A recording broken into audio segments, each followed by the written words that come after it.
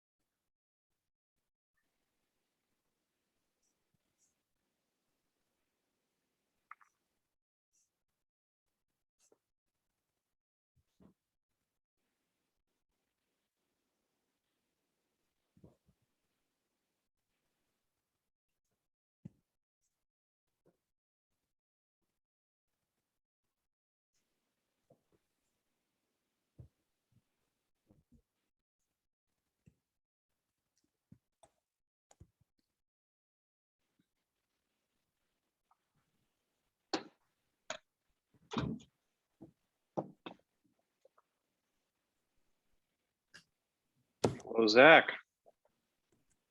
Oh, wow. Hey, Brett. And I assume, hello, Edward. Zach, is this the room right by your office? Yes. Nice. Okay. We're ready to be wowed, although because we're using my laptop for video, audio, I will not be able to take notes or demo things. Okay, well, luckily we are recording. Oh, it's even So, better. Okay, I'll be right back. I might grab a paper. yeah, let's get whatever you need to get.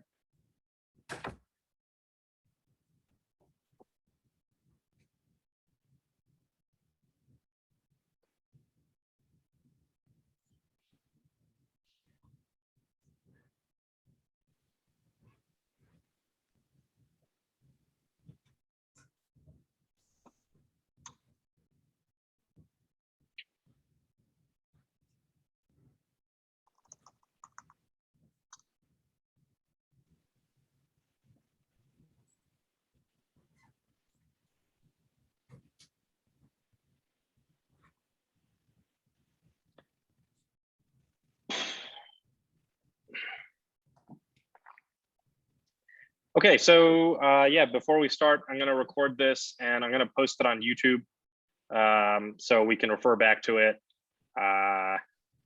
Hopefully that'll make it easy to track down any notes that you don't take. And my plan today is to just walk through kind of the Herbie code base, where stuff is, kind of give you enough to orient yourself around. Just sort of feel more ready to jump in and do something. So that's our overall plan. So I guess I'll start. Zach is getting a drink, but I'll start by sort of introducing Herbie. So that's good. Great. Okay, so let me start by telling you, just showing what Herbie is and how to use it. Herbie is a program that originally Zach and I, and then Alex, and then about a dozen people total have worked on for about 7 years. So Herbie has been around for a while.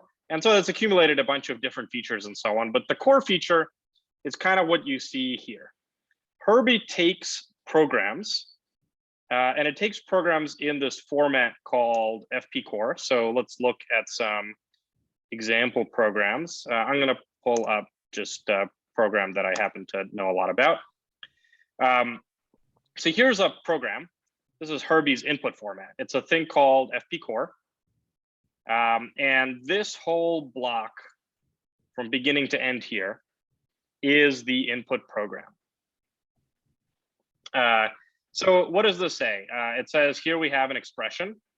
It's an expression in 3 variables called A, B, and C. And down here is the expression itself. It says B squared minus 4AC. Take the square root of that, call that D, that's this let binding. And then we evaluate this expression, which is negative B plus D over 2A. That happens to be the quadratic formula.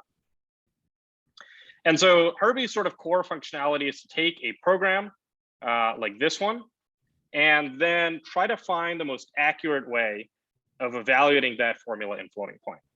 So here, this expression is called quad P, and you can see a line of output here relating to it. And Herbie says that it took Herbie 17 seconds, and the program originally had 34 bits of error, and it found a way to do it in 10 bits of error. And what I did here in this command is I ran it on a bunch of these expressions. So this one and this one and this one and some of the other files in this directory. And I asked it to produce a report that goes into temp/out. So if we open results.html in that folder, we'll see its report. So this report can give us additional information about what it did. So here's that quad P example, and we can verify that here is the input program that we wrote down, negative B plus the square root over 2A. And here we could see the output program that Herbie produced. It's got some if statements, and it's got some new expressions that Herbie came up with somehow and combined together in this big if statement. So Herbie produces this expression, and then in this report, also a bunch of additional details about its results, which I'll go over in a little bit.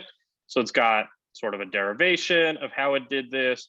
It's got some graphs, and it even has a bunch of internal stuff in this metrics directory. So you could like drill down into how long different phases took and what exactly Herbie was doing and so on. So we'll talk about all this in a moment, but this is kind of at a high level. This is what Herbie does.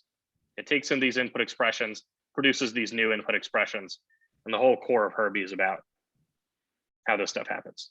Do you want to So- describe our bits of error metric real quick? Oh, yeah, right. So what do these numbers mean? Okay, so at a high level, think about it like this. First, Herbie picks a bunch of inputs to this program. So in this case, it'd be values A, B, and C, where the inputs are valid floating point numbers.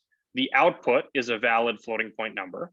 So it's not like infinity or nan, it's some like normal number where, you know, this square root, it's always taking a square root of a positive number. And it's computing the true mathematical answer to double precision.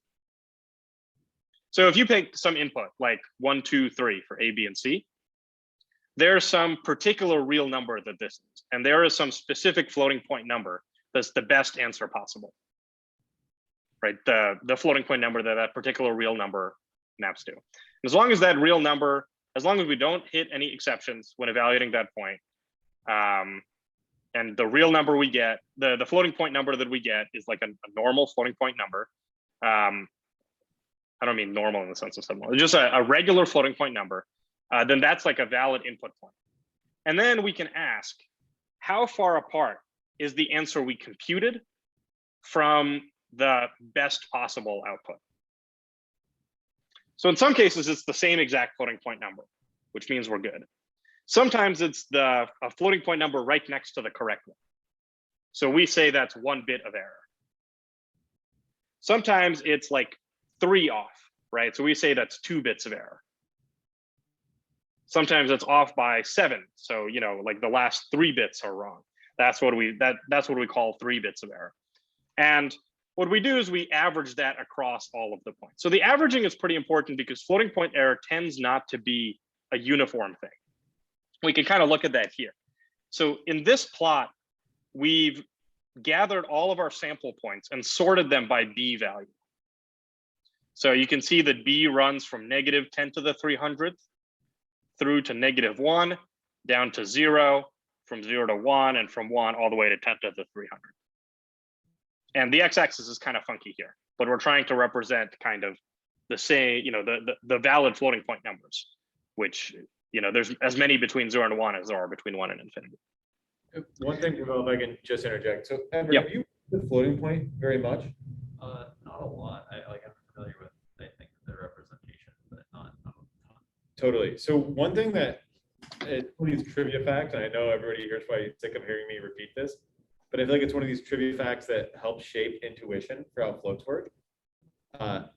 So we have this range of negative 10 to the 300 to positive 10 to the 300, which is an enormous, like astronomically large range. But half of the floating point numbers are between -1 and 1. Right. So the way you think about this is like a floating point number has an exponent, and there are as many positive exponents as negative exponents. Yeah. It's like something times 2 to the positive x and something times 2 to the negative x. And exactly one of those is between 0 and 1. And the exponent 0 is right in the middle because the exponent is signed. So the exponent 0 is right in the middle of the range of exponents. So that puts 1 in the middle.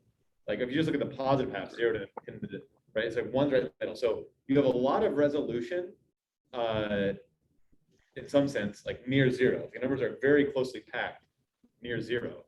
And they're very spread out higher up. So that's how you get this huge range, but you still have like a lot of numbers near 0. And, you know, 1's like halfway through. So like 1 has like, you know, average resolution or something like midpoint like resolution. Anyways, sorry, but I just wanted to, I think it's one of these trivia facts that kind of helps shape intuition, but can be confusing to programmers who we want to help. So.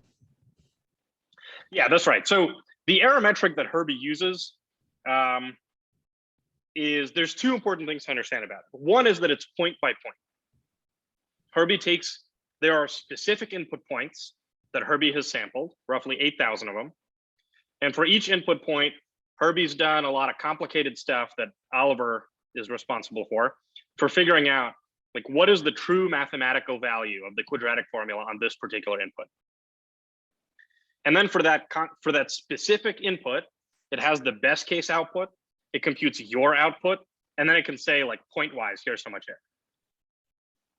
But then also we've got this summary here, and this is just an average over all of the points.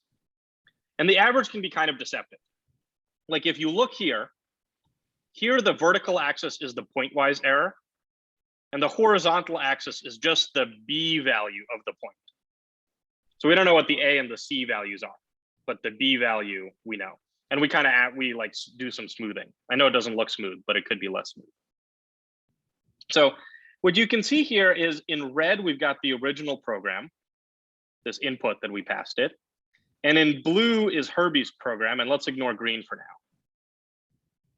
So what Herbie says is that we went from 34 bits of error to 10 bits of error, which is good. But if you look point by point, you'll see some interesting stuff. First of all, you'll notice that in this range, Herbie basically did nothing at all. And so this middle range, it's the range where like Herbie uses this. And you can see actually that basically Herbie just like changed the adding a negative B to subtracting B, changed 2 times A to A times 2. That didn't do anything at all. And it changed this middle part here into an FMA, which maybe increased accuracy some minuscule amount, but isn't super significant either. So in this range, Herbie did nothing at all. In this range here with large positive values, where it's using this expression instead of, you know, whatever the original expression is. In this place, Herbie did some great stuff. And in particular, the error decreases as B improves. And then in this range here, we've got some interesting thing. We actually have a narrow range over here where Herbie seems to have made things worse. Right, where the blue line is actually above the red line. But then definitely over here, it's making things quite a bit better. Error seems to be really bad in this region. Herbie improved that. So one of the big sort of challenges we have in Herbie, like one thing we're really interested in, I guess I shouldn't dive too deep into this, but one of the things we want to do is we want to make this web page report that Herbie produces, we want to make it more useful to users, help them understand like how good are Herbie's results, because this summary at the top is often kind of deceptive. And these charts are not trivial to understand either, because for example, if we look at A and C, you know, using our magical numerics knowledge, right? I can tell you that there shouldn't be any dependence on A and C here, but it looks like the chart moves up and down. Error increases or decreases as A and C change. And that's actually like this weird aliasing effect that I can talk a bit later. But let's delay some of that to a later discussion of like, you know, what exactly we hope to do on the visualization. And let's talk a little bit about some of the code, because I think that's the goal here. Okay. Cool. Okay, so let's dive into the code. Herbie has, there's a few different like big components to Herbie. Where's my code? There we go. And if we open up the code base, we can see a couple of them standing out. So let me just walk through kind of the directory structure here. Here I'm in the root of the Herbie main file, the main repository. So there's a couple of important pieces that make up the code. We've got this directory here called infra. Infra contains a bunch of like scripts we use for running it nightly. Probably not a lot of poking around there. The main thing that you sometimes worry about is in here, there's a file called Travis, and that's our CI system. So that's the thing that runs in CI that you sometimes see errors from. Then you've got a directory in here called source. That's got most of the code for Herbie. And a directory here called www, which is the web page and the docs.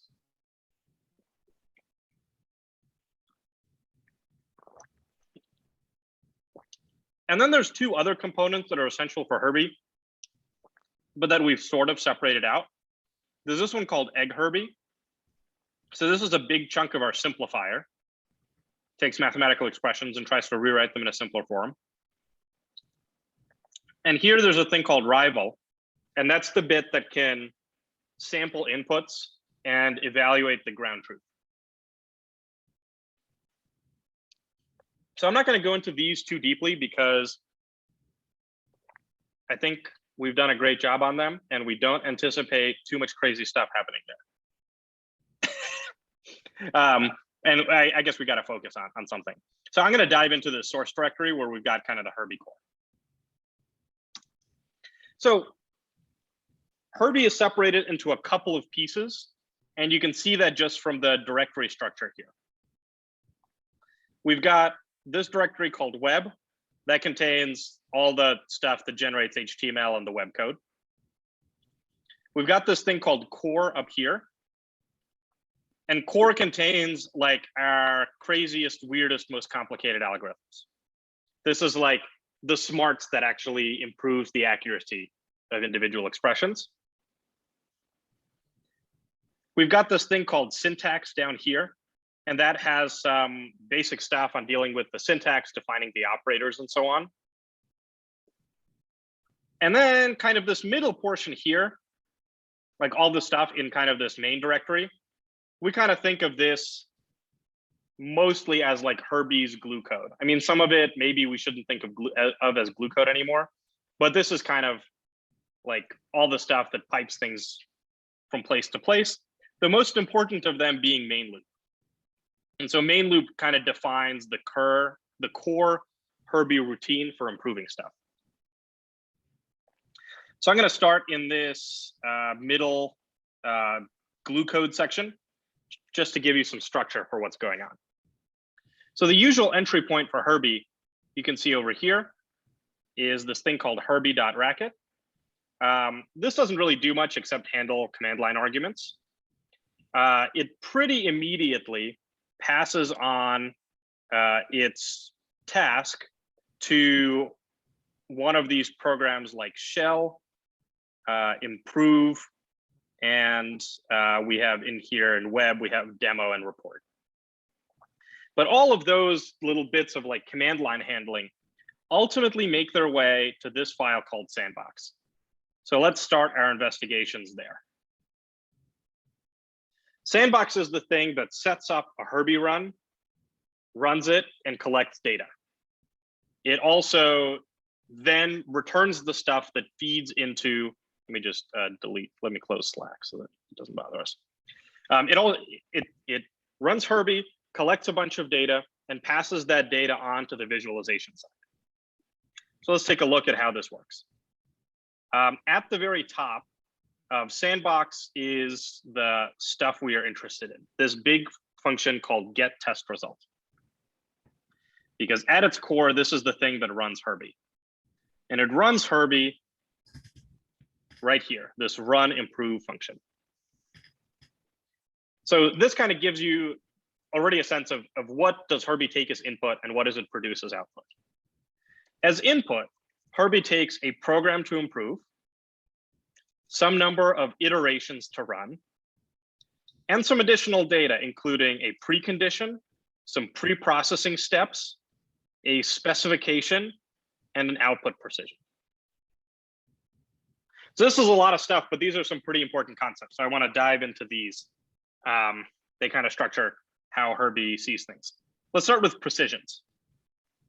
In Herbie's worldview, we've got types like real and Boolean, and we've got precisions or representations of those types. And so the type real might have representations like 32-bit floats and 64-bit floats, or like, I don't know, 8-bit fixed point, or whatever weird thing you've got. So what this precision parameter is doing here is it's saying, I want the output I want the output of this to be represented using 32-bit float or 64-bit float or whatever. And alternatively, the specification is the pure mathematical expression that I'm trying to compute. So usually this is the same as your input program, but conceptually it's a different thing, right? And in Herbie, you can override it to say like, oh, this should implement this other function. So what Herbie will do is it'll try to run this function, the specification, as a pure mathematical expression rounded to this precision. And that's the ground truth that you're trying to achieve.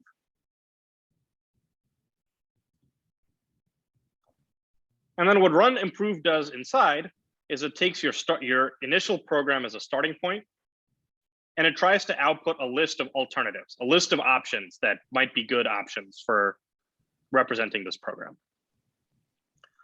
And then there's a lot of code over here that's responsible for trying to collect some data about how good a job Herbie did. So that includes recording what's called a point context. So that's all the sampled points that Herbie produced. Resampling a bunch of points to determine it's like a training set versus test set situation.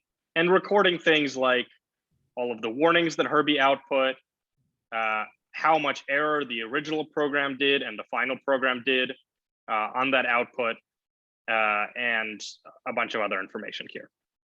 So this is kind of what kicks off the core of Herbie. So we can go in two directions. We can dive deeper into the sandbox to see how Herbie works internally, or we can talk about the web stuff, which is what happens after the sandbox.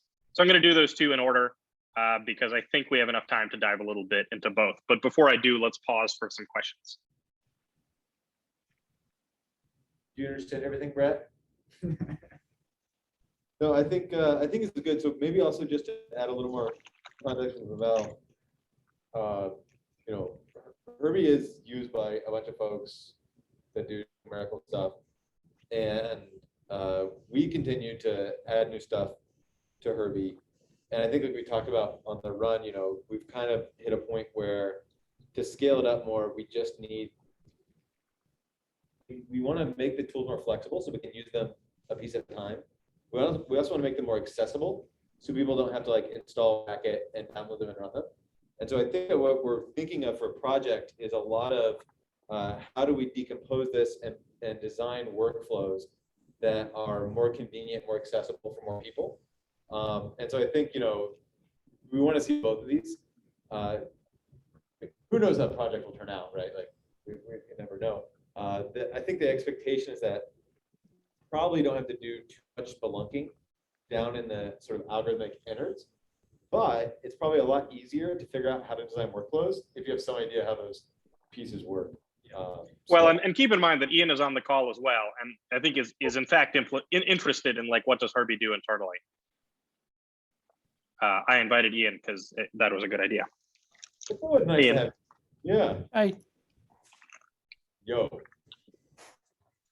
Okay, well, let's dive in a little bit. So I'm not going to go too deep. It's not like I'm going to be telling you about the core algorithms and how exactly they work. I mean, naturally, some stuff we're not going to cover in the next half hour.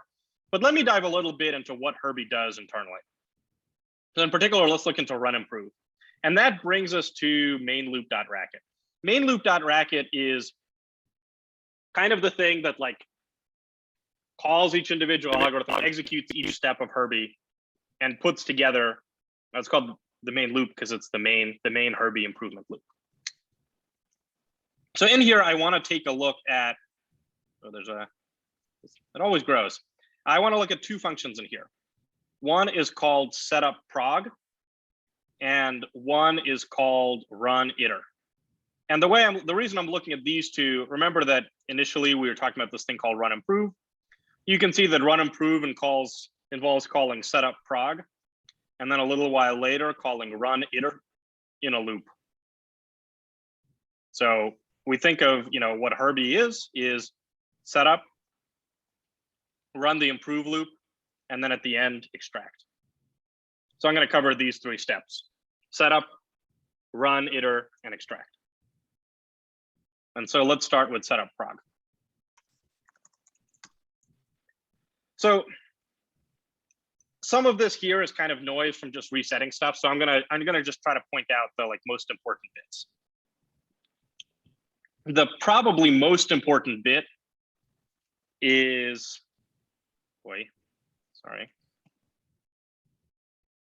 setup prog. The most important bit of setup prog is these couple of lines right here. So these couple of lines create a thing called a sampler by calling make sampler, and then call prepare points. And prepare points takes that sampler as an input. So what these steps do is sampler samples a bunch of input points that are valid inputs for the program. So remember, our rules for validity are like, for the quadratic formula, it's not any arbitrary collection of A, B, and C. It's A's and B's and C's such that the quadratic formula doesn't run into any errors. Where errors, I mean like taking the square root of a negative number or dividing by 0. And also where the output is a finite floating point number, rounds to a finite floating point number, which basically means less than 10 to the 309th in magnitude. And it also, this sampler is careful to maintain the distribution as uniform. So we have some control over like the probability of sampling. I don't think it's too important to know exactly how uniformity works, but basically this sampler analyzes the input space and tries to find regions where you might find valid inputs. And then what prepare points does is it samples those inputs and it computes what is the true mathematically correct result for this input for this program. And so this uses this rival library that Oliver spent a bunch of time writing. And a note on overflows. Herbie can still tackle overflow problems because it's not that it doesn't sample a point if it overflows in the floating point computation. is that it doesn't sample a point if the best value still overflows.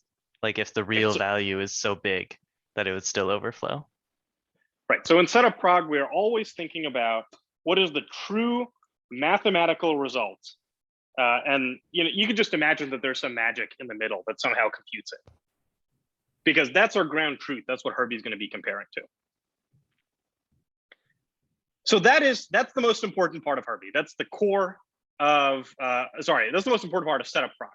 That's the core to, how we start the process. This gives us a way of evaluating different possible programs that we might come up with. And then once we have a way of evaluating programs, we need to come up with a bunch of programs. So that's what that brings us to this run iter function. So run iter basically runs through. Wait. Oh yeah. Okay. Sorry. Yeah, I'm back. So Herbie now operates in iterations, which is why this function is called run iter. And each iteration, the state that these iterations go through is a set of alternatives. So how does it work? Well, it is a for loop. And at each step, we first pick a program out of our big database called an alt table of possible alternative expressions. So in this line here, we pick a program. And then in that program, we call localize, and that identifies a specific location, a specific sub-expression that if we could find a better way to do the sub-expression, that might give us a better way of doing the whole program. And then finally, it calls patch table run, which kicks off a collection of different methods Herbie has of finding alternative ways of evaluating a program. So those methods include algebraic rearrangement, and they include simplification, and they include Taylor series rewrites. So this bit here is the one that kind of dispatches to individual interesting processes. And that stuff is defined in patch.racket. So this stuff runs in a loop. Basically, every time it's saying, pick one of the programs I've come up with, pick a place in that program, and then try to find a new way of writing that particular sub-expression. And that's Herbie's core loop. And then it takes the results and it appends them to the list of all the programs it's ever come up with. And in the next loop, it'll be able to use that. Maybe those new programs are good, it'll use them. Maybe those new programs are bad, it'll throw them out and ignore them in later iterations. So that's kind of Herbie's core loop. Questions? So just to see if I understand that. So basically, so you start by creating a table of alternative expressions. Right, and initially that table is a single expression. It's like the one the user gave us. Yeah, so it's initially a single expression, create a table of alternate expressions, and then run through those with the localized function to find sub-expressions. Multiple sub-expressions you're looking for, a single one? Yeah, so let me actually show you a concrete example. There's a lot of weird stuff in this metrics field, but it contains a lot of useful information. So I'm going to walk through what Herbie did for this quadratic formula example. And this might go a little fast, but let's start with this localized phase. This is where Herbie started. Actually, sorry, let's start with this prune phase. So at the very beginning, Herbie had two ways of evaluating this program. One and the original program and the simplified version of that program. So you can see them here, and they have an error of 31.4 and 31.3 bits. Again, I said it started with one, but technically it starts with two because it tries simplifying. But let's keep going. So here's our expression. It's basically that initial quadratic formula. I know it's not that easy to read the S expression, but trust me, it is. Next step is to pick one of these two programs, the original one and the simplified one. And in this case, Herbie has no real way of telling them apart, except that this one is slightly more accurate. So it picks this one, and that's what this arrow means. So it selects this. Now we want to improve this program. The next question is, okay, where are the problems in this expression? Because the problem, I mean, yes, overall there's some error, but where in the program is that error occur? So that's what this localized phase does. And you can see here that the localized phase outputs 4 locations, and it scores each of them using a metric called local error. So this place, the computation of what's called the discriminant in the quadratic formula, that like square root, Herbie thinks that has 20 bits of local error. And then that's in first place. And then in second place is what goes inside the discriminant. And in third place, it's, I don't know, the numerator of the expression. And in fourth place, it's the division. So Herbie's found 4 locations in the program, and Herbie always picks 1 program and 4 sub-expressions in it. And in this case, Herbie's never seen any of these 4 sub-expressions before. So that's what these check marks here mean. Then Herbie has a series of like ways it comes up with interesting new things. So one of those steps is series, one of these steps is rewrite, and then there's simplify. And you can actually see how many stuff it came up with.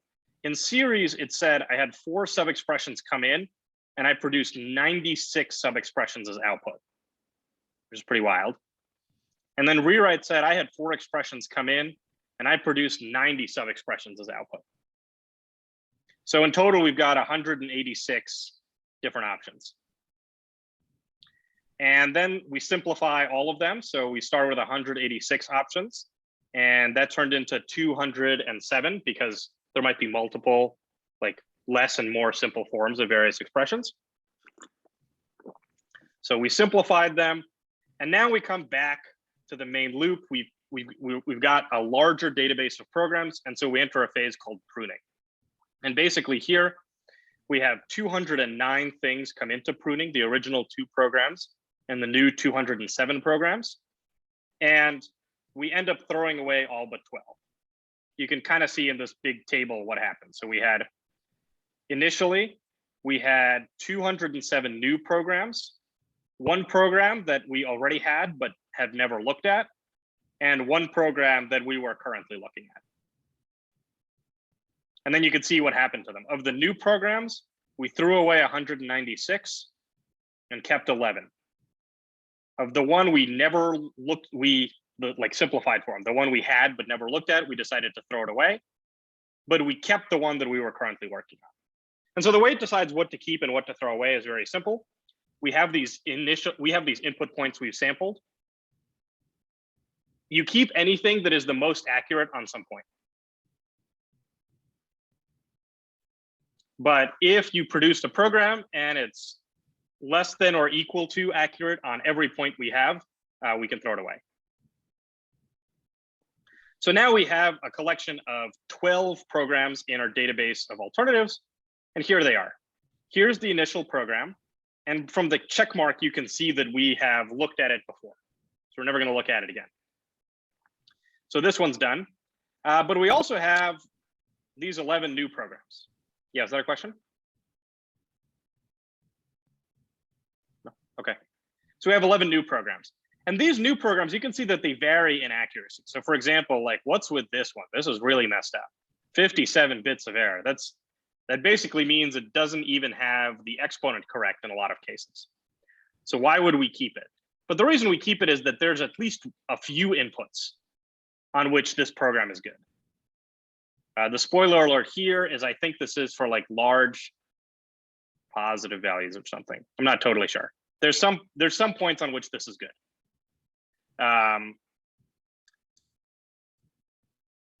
But it's okay. So now we've got these 12 programs. We enter the next phase of the loop. So again, we need to pick one of these to improve. And Herbie basically picks the one with the least error that it hasn't looked at. So it picks this program, which has 29.3 bits. And then it's going to localize all of the problems in here and then repeat the loop over and over again. So that's kind of Herbie's core loop.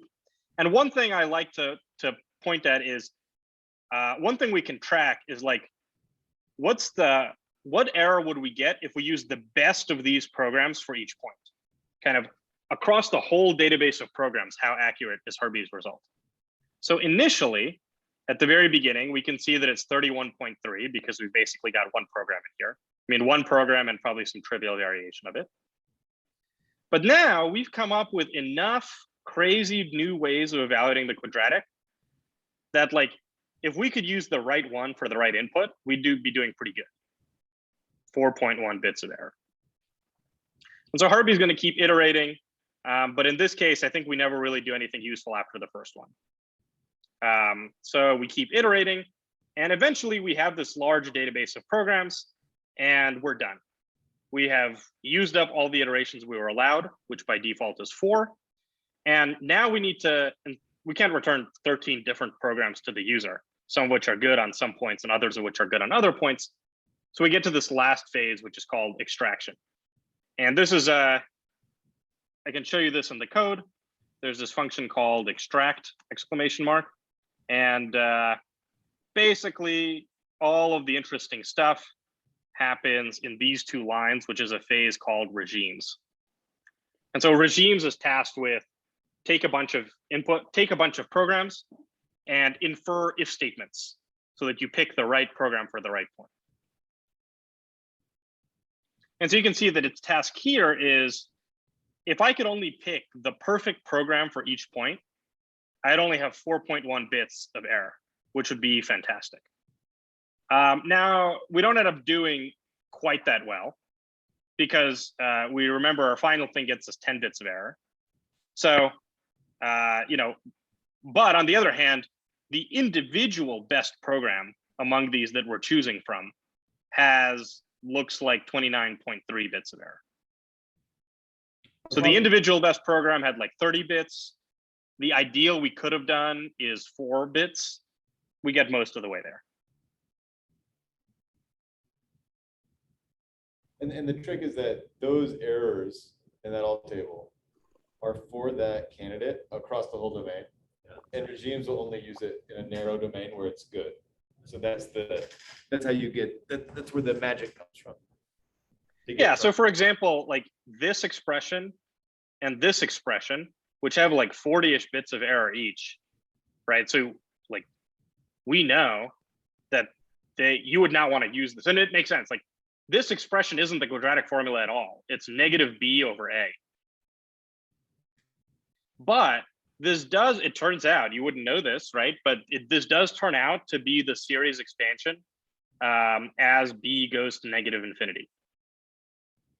And we wouldn't want to use it for any points except ones where b is very large and negative. Likewise, this one for large and positive b values.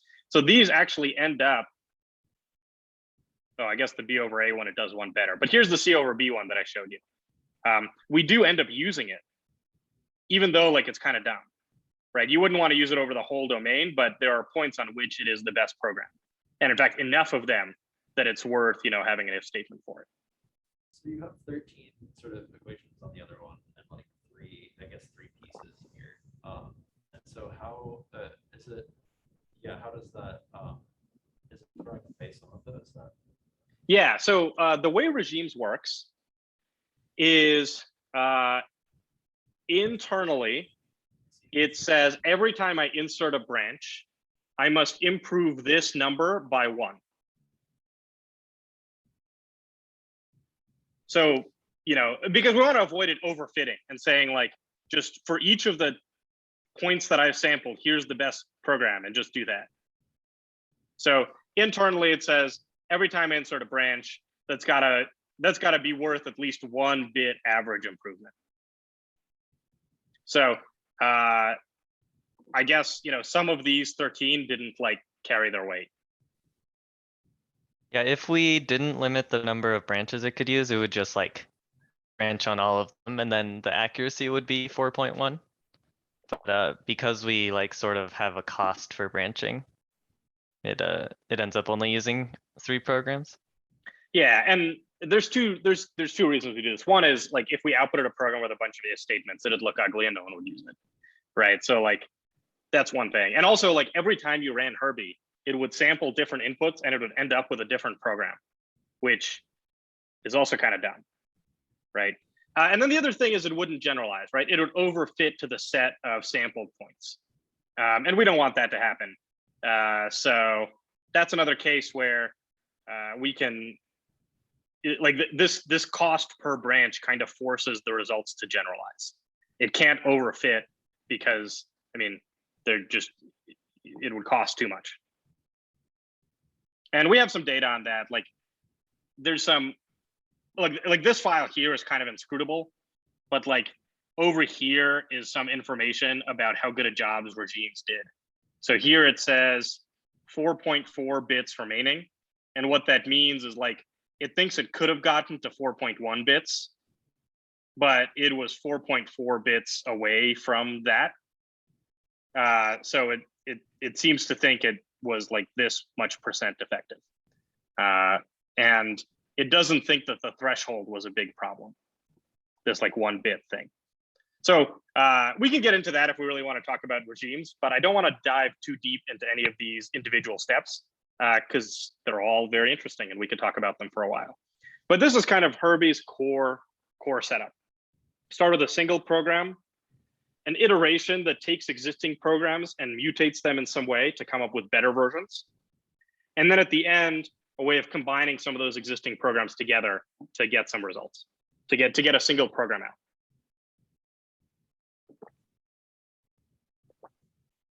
Questions?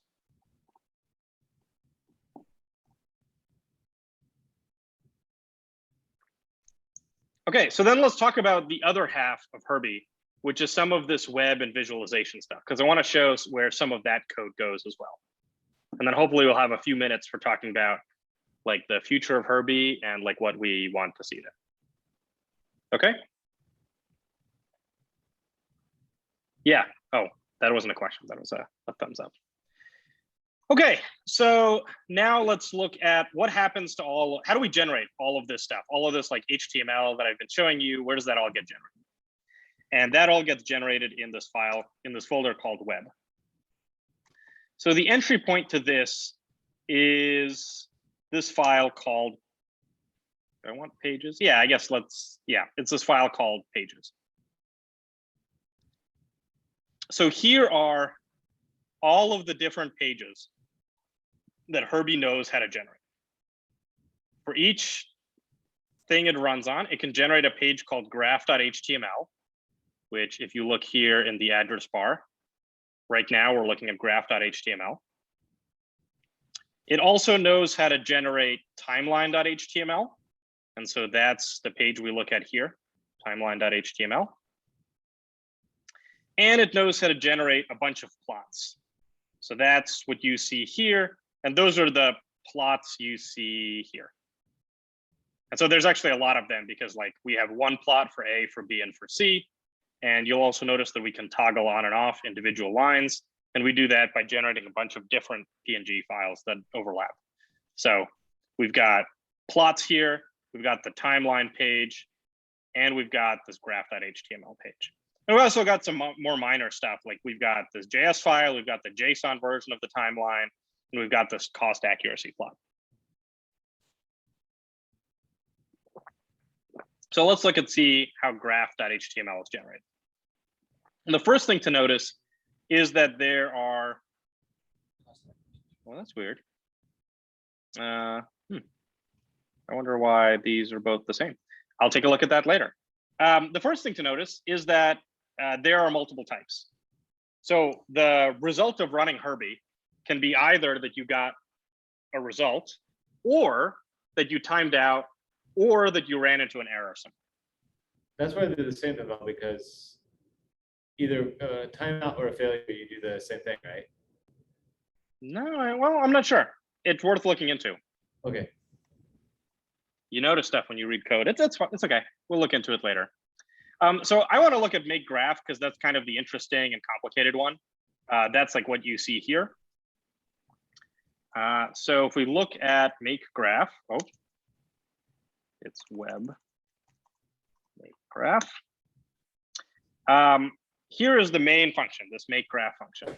And you can see that it is pretty long. There's all sorts of stuff here. But mostly, this is inside this write xexpr function, in which you produce HTML, but using this like list B syntax. So here's basically the HTML we produce, and we've got the normal stuff. We've got like a head area and a body area and so on. And the main thing I want to call your attention to is that the way this page is organized right now is there's a menu and then there's some sections. So we've got this section at the top here with the large numbers. Then we've got this section with Herbie's input and output. Then this section with the plot, this section with the target, this long section with the derivation, and this section here with instructions to reproduce. And that's pretty much how this stuff is organized as well. Some of these sections are broken out into their own methods. Like here, we've got a function called render program, and render program renders this. But in other cases, we just inline them. So here we've got the section called large, which contains all of these large numbers at the top. And the basis for producing all of these, the data for all of this, comes from this test success struct, which is made in sandbox.racket. So remember, we were looking at this file before, and at the end of it, here it is producing this big struct called test success. And so this contains basically everything we have: Herbie's input, the precision used, how long it took, all of this debugging information, the warnings, the initial programs, the final programs, the points it used, all this stuff. And so the job of make graph is basically to take all of this information that we've gathered and turn it into HTML.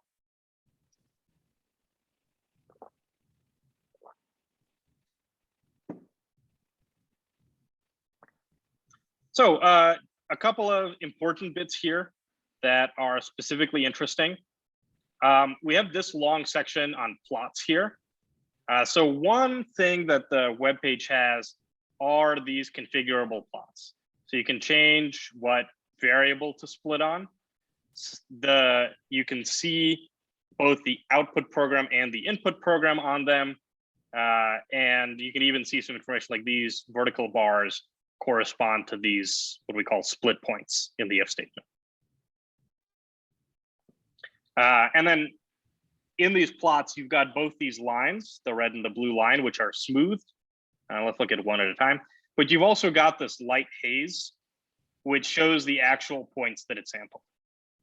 So for example, you can see here that the error peaks at like 32 bits of error. But that doesn't mean individual points have 32 bits of error. What it means is that roughly half of the points have very high error, and roughly half of the points have very low error. So, okay, so what are we trying to do with this web page? The goal of the web page is to give the user, first, show the user Herbie's output. So that goes right here. And we've even recently added the ability to show it in different formats. So here you can see the output written as C code. Show the user the output, but then also try to give the user some tools to understand, is this a good result? So we have some tools. We're not totally sure these tools are the best ones. So we can talk a little bit more about what else we'd like to see here. But we need the user to explore and apply some of their own reasoning to determine, is this result good? Did Herbie do something sane? Do I want to put this in my program? So to do that, they can look at the effect for various inputs with this input range thing. They can also look at the derivation. So we can look at, this is one of the branches that Herbie's using. How the hell did it get this branch? Well, it did that by doing a Taylor expansion in the variable b around -infinity. How about here? How did it do this? Oh, well, it did this by applying this rule, FMA neg, which we can tell you the exact algebraic form of that rule, or in this case, what did it do? So Yeah, so this is what the sort of visualization front end looks like. And then the other important bit of the visualization is this metrics page. And the metrics page is what we use as Herbie developers to understand what's going on. So let me show you how that works in the code. I'm actually going to show more about how you use that. Let's go back to the main loop. And let me just show you how, for example, this table here gets made. We have this thing called alt table, and it outputs some information. So if we go into the main loop and look for the word prune, you can see that there are these function calls called timeline-event. And every time you say timeline-event, that creates a new colored box on this page. The prune one is colored purple. And that corresponds to a phase in Herbie's internal process. And then we can add information about that phase using this timeline push method. So I guess in this case, the timeline push for count, that corresponds to this line here. So the count one shows two numbers with an arrow between, and I guess these are the two numbers. Or somewhere here, we say, we compute this data, and this data is the data in this table.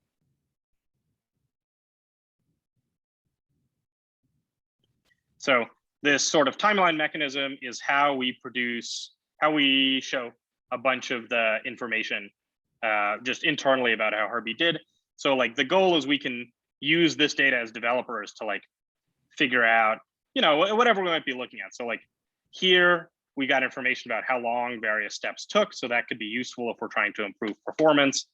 At the top here, we have kind of a timeline view of each phase. So like certainly here you can see that regimes, this is the biggest phase. Then we can drill down into regimes. We could say like, I don't know, what took so long, right? Maybe in this case, the problem is just that it had a lot of programs that it was combining together. So we can take a look at that and so on.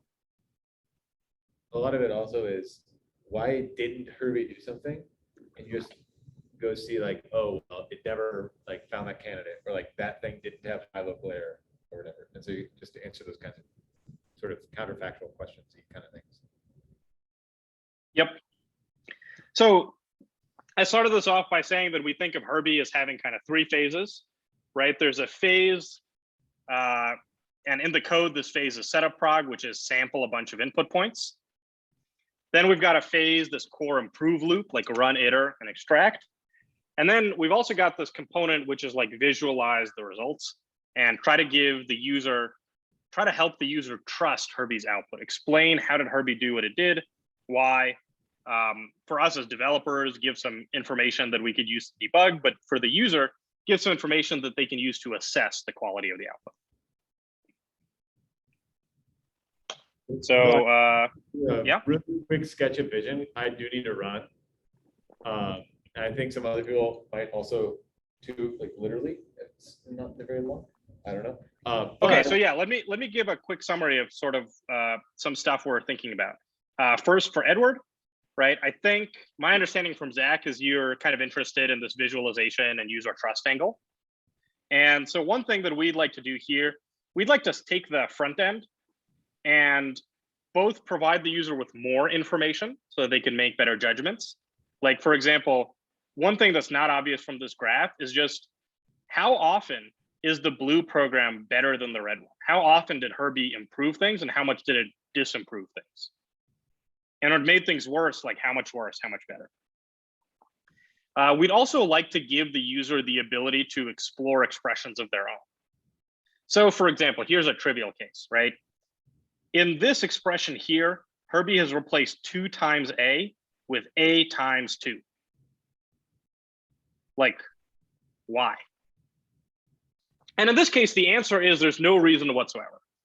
It's just that Herbie doesn't see any difference between those two expressions and picked A times 2 instead of 2 times A at some intermediate step. And like, that's probably fine as far as it goes, but the user doesn't know that they're equivalent. And so we'd like to have some interactive method where the user could say, oh, well, instead of A times 2, can you do 2 times A? and then verify that it always gets the same output, or at least that it's equally accurate. You know, it doesn't make things any worse or better, or if it does, by small amounts. So that's one thing that we're hoping to do kind of here on the visualization side. And we think like more interactivity and more tools for users. And we have some ideas for how that interactivity should work, how those tools for users should work. But one sort of big underlying piece to this is we want to separate this report generation even more from Herbie. You know, so that we could have kind of this firewall and you know, provide these tools so that it doesn't matter whether Herbie came up with this program or someone else came up with this program, would make, you know, including the user, and we could show all this information uniformly to them. In particular, I told Edward the war story of your Odyssey against Quadratic by hand. And so like if Pavel had that, it would have been a lot easier. Instead, he had to sort of muck around, try running Herbie with 0 iterations and play these other games. And so like we want to enable that workflow. Or the other thing you notice, like here, you know, those branch conditions have a lot of digits. Is that really important? Like maybe I just want to change it to like -8E80 and 8E-65, right? That's probably fine, right? Like, and so I want to be able to feed that output back to what I would like to actually put into my program. Yep. Okay, so that's on the visualization side. Let me now address Ian. Right now, the main way that, well, really pretty much the only way that Herbie improves programs is by this mutation mechanism. So we saw that in run iter. The main way that Herbie improves things is it picks a program. Oh, sorry, here's the actual picking. It picks sub-expressions in the program, and then it tries to change the way that those sub-expressions look in the program that it picked. And that's good, we like it, it works pretty well. Like it's the only thing that Herbie does, so if Herbie's good, that must be good. But what we've been thinking about is adding a initial phase before it enters this loop that does some deductive reasoning. So we have some form of that. In setup-prog, we have a step here that defines what are called pre-processing steps. And the only pre-processing step Herbie understands right now is sorting input variables, which is not a bad pre-processing step. But one thing we would like to do is expand this from being like a weird one-off thing that Herbie does in setup-prog to like a real component of Herbie that analyzes the program and comes up with transformations. You know, I call it deductive because it stems from just looking at the program and coming up with transformations that you could do, not through like randomly changing the program and checking what's good, but just by looking and thinking about it. So this is kind of a part of Herbie that we would like to grow into its own full-fledged component that can reason about, like, you know, is this function even or odd? Is it periodic, et cetera? And use that to change the set of input points that Herbie's operating on, and maybe Herbie's goal, and you know, having Herbie's core work on this more generalized problem.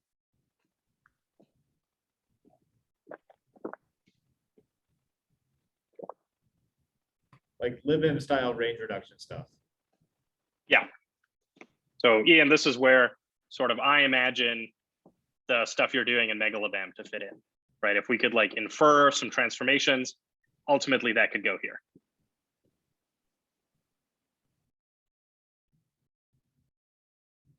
Sweet. I'm gonna run.